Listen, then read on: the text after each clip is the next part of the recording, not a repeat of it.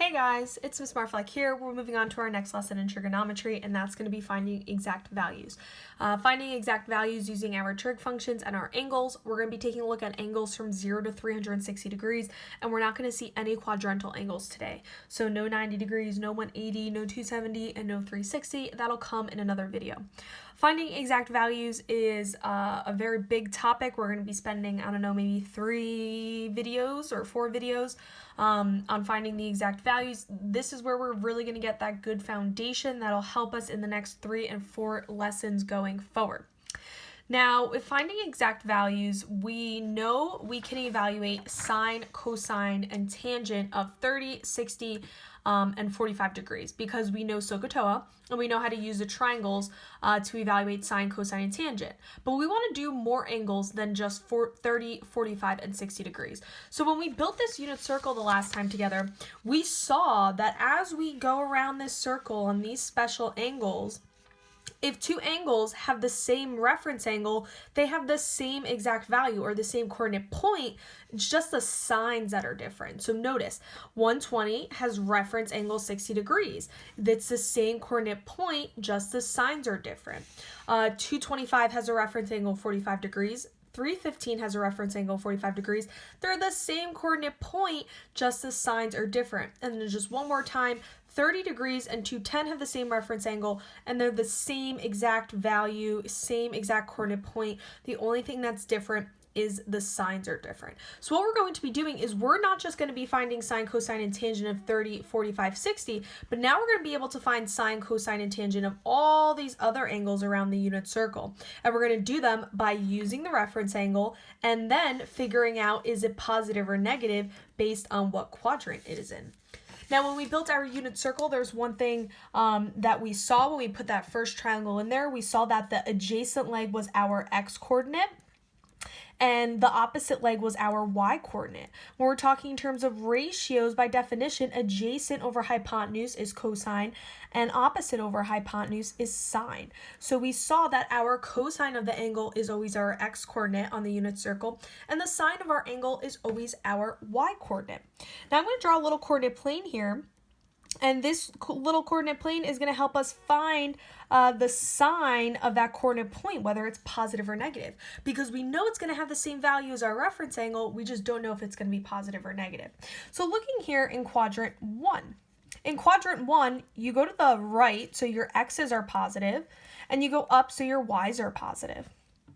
In quadrant 2, you go to the left, so your x's are negative. You go up, your y's are positive. Quadrant 3, you go to the left, so your x's are negative and your y's are negative. And quadrant 4, your x's are positive and your y's are negative. Nothing new there. That's the same coordinate plane that you've been seeing since Algebra 1, so you should be very, very comfortable with this. Now we're going to write things in terms of sine and cosine, but there's one more trig function we have to remember, and that's also tangent. Okay, now I'm going to introduce a new identity over here, and that is that tangent theta is equal to sine theta over cosine theta. It's equal to the ratio. And if we think about it, tangent is opposite over adjacent, and sine is opposite over hypotenuse, and cosine is adjacent over hypotenuse. And if we multiply here by h over h, we're left with the opposite over adjacent. So that's just a quick way to show us that this is true.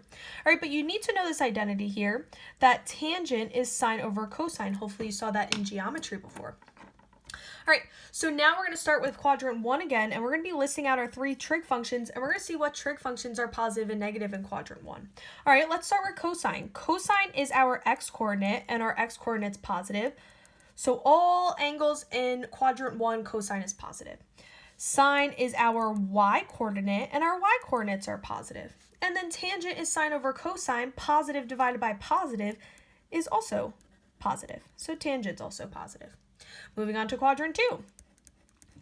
Cosine is negative. That's our x-coordinate right here. X-coordinate is negative. Sine is our y-coordinate, and our y-coordinate is positive.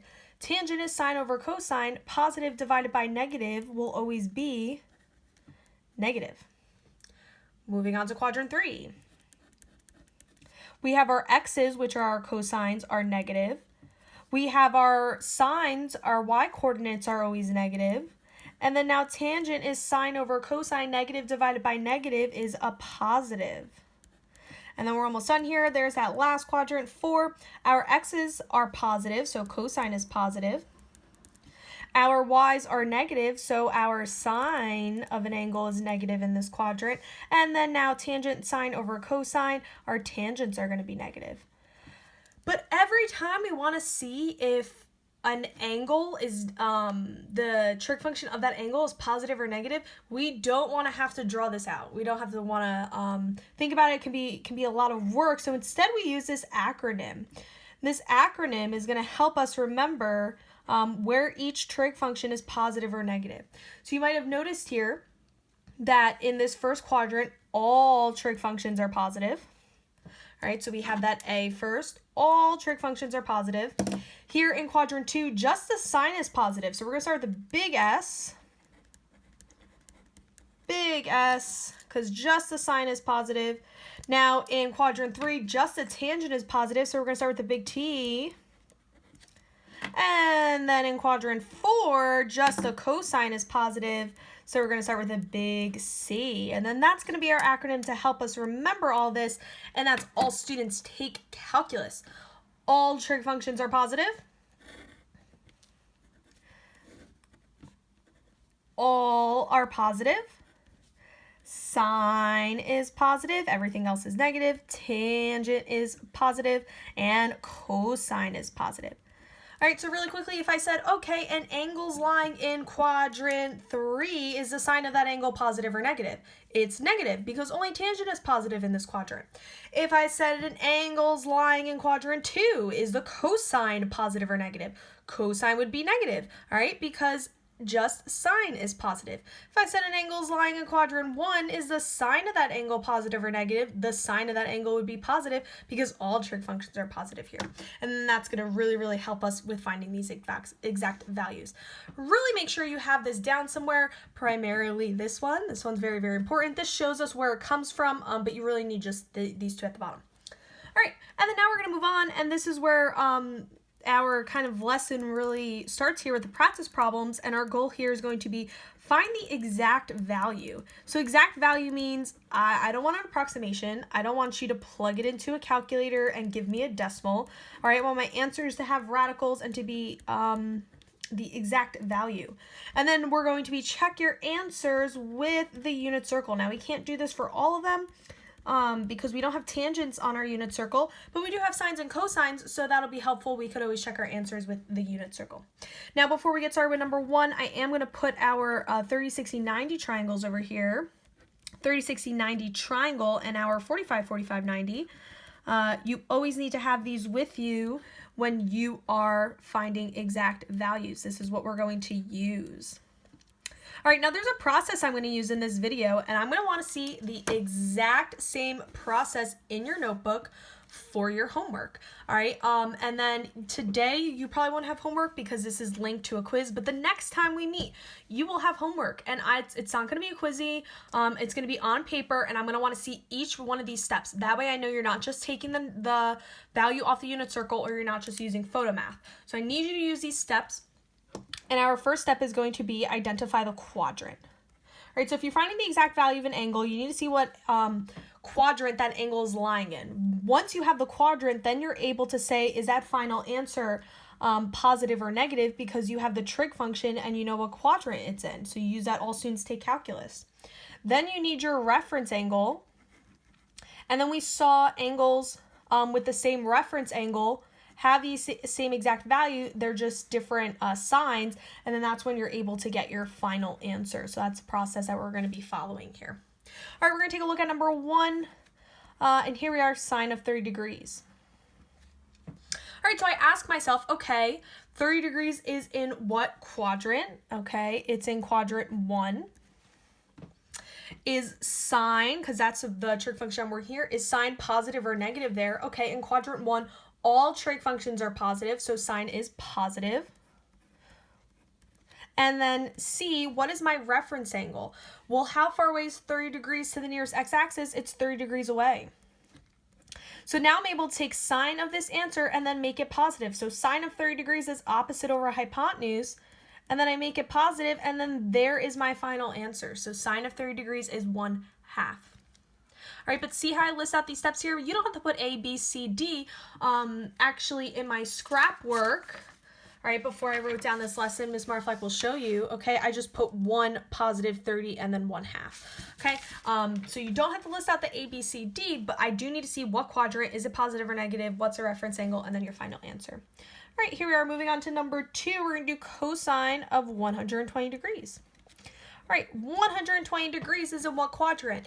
Take a minute to think about it, okay? You know, this is 90 degrees, this is 180, this is 270, and this is 360, okay? This is quadrant 1, this is 2, this is 3, and this is 4. V in Roman numerals means 5. 1V means 1 before 5, which is 4. Okay. So 120 is in what quadrant? It's between 90 and 180, so it's in quadrant 2. Is cosine positive or negative there? All students, sine. Only sine is positive in quadrant 2, which means all the other trig functions are negative. So cosine is negative in quadrant 2. So we know our final answer is going to be negative. And then I got to figure out my reference angle. Okay, I ask myself, what's the distance from 120 to the nearest x-axis? The nearest x-axis is 180. It is 60 degrees away. So then now I'm able to do cosine of 60 degrees and then make it negative. So here I am, cosine adjacent over hypotenuse is 1/2, and then I make it negative. Now I just remember now we're supposed to check our answers with the unit circle, so I'll go back and we'll check number 1. Sine of 30 degrees, sine is our y coordinate, so is our y coordinate 1/2? Yes, it is. That answer is correct. Cosine of 120 degrees, cosine's our x coordinate, so let's see at 120 degrees, is our x coordinate negative 1/2? Yes, it is. Good. All right, we're going to keep it going here. Number 3, tangent of 135 degrees. All right, 135 degrees is in what quadrant? It's in quadrant 2. All right, and then we have to ask ourselves, is tangent positive or negative there? All students take calculus, just sine is positive, which means everything else is negative. So tangent's negative in quadrant 2. And then our reference angle, how far away is 135 degrees to the nearest x-axis, which is 180? It is 45 degrees away. So then now we do tangent of 45 degrees and we make it negative. Let's see, opposite over adjacent, 1/1, and we make it negative. And there's my answer, -1. All right, we're going to keep it going here with number 4. We have sine of 240 degrees. 240 degrees is in what quadrant? Okay, well, I passed 90, I passed 180. I'm not quite yet at 270, so I'm in quadrant 3. All students take tangent is the only one that's positive in quadrant 3. So our sine is negative in quadrant 3. And then what's that reference angle? Okay, well, if we're in quadrant 3, we're at 240. How far is 240 from 180? Use that calculator, subtract, and you'll see that that's 60 degrees. And then now I'm able to do sine of 60 degrees and make it negative. Here I am, opposite over hypotenuse, square root of 3 over 2, and then I make it negative. All right, now let's check these last two with the unit circle. Tangent of 135, I can't check. I don't have it on my unit circle. I just have x and y's, which are sine and cosine. We're going to move on to number 4 and check this one. Let's see, sine of 240, our y coordinate at 240 degrees should be this number. Let's see that y coordinate at 240 degrees, and it is negative square root of 3 over 2. Good. All right, number 5. We have cosine of 315 degrees. 315 degrees. What quadrant is that in? Well, it's between 270 and 360, so it's in quadrant 4. Is cosine positive or negative there? All students take calculus. See, cosine is positive there. All right, so this one's a positive. And then what's that reference angle? If I'm at 315 degrees, my nearest x-axis is 360. I'm 45 degrees away. 45 degrees is my reference angle. So now I'm going to do cosine of 45 degrees and leave it positive. Cosine of 45 degrees adjacent over hypotenuse, that's 1 over square root of 2. But that's not simplified. I cannot have a radical in the denominator, so we do what's called rationalizing by multiplying by square root of 2 over 2. Notice how this in pink is also equal to 1, so I'm not changing the value here. And then 1 times square root of 2 is square root of 2, and then square root of 2 times square root of 2 is just 2. The radicals cancel each other out. All right, let's check that one before we move on to the next one. Cosine of 315 degrees. Okay, our cosines are x-coordinate. So our x-coordinate at 315 degrees should be this positive number. Let's see it. X-coordinate at 315 degrees is that positive number. Looking good. All right, number 6. Tangent of 30 degrees. Okay. 3. Did I say 30 degrees? I think I meant 300 degrees. Let's see what quadrant we're in. We are in quadrant 4, where cosine is positive, everything else is negative. So tangent would be negative in quadrant 4. And our reference angle, we have to ask ourselves, well, how far is 300 to the nearest x-axis? Well, it's 60 degrees away from that nearest x-axis. And then now we're going to do tangent of 60 and make it negative. So let's see that tangent, it's opposite over adjacent. So we have square root of 3 over 1, and then we make it negative. All right, only a few more to go here. We're going to go up to 10. Please keep sticking around and paying attention. We're going to be taking a look at some more angles. I can't check tangent on my unit circle, so we're going to not do that one. And we're going to move on here to number 7. And we got sine of 45 degrees. We're following the same process as before. I know I don't have it anymore, but it's over here on this other sheet. If you don't have this written down, pause, because you need this. And you need this for, and these two right triangles while we move on to the next problem. All right, sine of 45 degrees. 45 degrees is in quadrant 1 because it's between 0 and 90 degrees. All trig functions are positive there. Our reference angle is 45 degrees because it's 45 degrees away from the nearest x-axis. And then now we just do sine of 45 degrees. Well, that's going to be opposite over hypotenuse, which is 1 over square root of 2, and my answer is positive. But just like a previous problem, we got to rationalize this by multiplying by square root of 2 over 2. And now that's going to be square root of 2 over 2.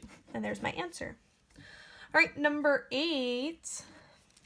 I can just double check. Okay, my y-coordinate at 45 degrees should be that answer. And yes, it is. Okay, number 8. Tangent of 150 degrees. 150 degrees, take a minute, you'll figure it out that it is in quadrant 2. And then sine is positive, all students, sine is positive there, everything else is negative, so it's negative. And then 150 degrees, how far away is that from 180? It's 30 degrees away. So then now I do tangent of 30 and I make my answer negative. Okay, tangent of 30, here's 30, opposite over adjacent. That's 1 over square root of 3, and then I make it negative. But wait, I got a radical in the denominator. We got to get rid of that by multiplying by square root of 3 over square root of 3. And then now I can multiply straight across. I get negative square root of 3 in the numerator, and then 3 in the denominator, and there's my answer. 2 more to go. We're not checking this one on the unit circle because it's a tangent. Okay, cosine of 210 degrees. 210 passes 180 but doesn't pass 270, so it's in quadrant 3, where all students take tangent is positive, everything else is negative. And then 210, how far away is that from the nearest x-axis? How far away is 210 to 180? It's 30 degrees away. So we're going to do cosine of 30 degrees and we're going to make it negative. Okay, cosine of 30 degrees, we got adjacent over hypotenuse, and that's going to be square root of 3 over 2, and we're going to make it negative. And then now we have one we could check with our unit circle. We're going to see, is our x-coordinate at 210 this number? Our x-coordinate at 210 is indeed that number. All right, and then we made it here. We're going to squeeze the last one in before this video hits 20 minutes. Number 10, sine of 225 degrees. 225 degrees is in quadrant 3. It passes 180. Tangent is positive, so sine is negative. It is 45 degrees away from 180, and then we do sine of 45 degrees, which we have over here, and we make it negative. And then we're checking, okay, is my y-coordinate at 225 this answer? And yes, it is. All right. So we went through finding exact values from 0 to 360 degrees. We did no quadrantals. You're definitely going to see a lot more finding exact values going forward. Make sure you have all the notes from today, and even though you don't have any homework exactly today on this content, you will be definitely seeing it in the future in our next lesson. All right, keep up the good work, guys, and then email me if you have any questions.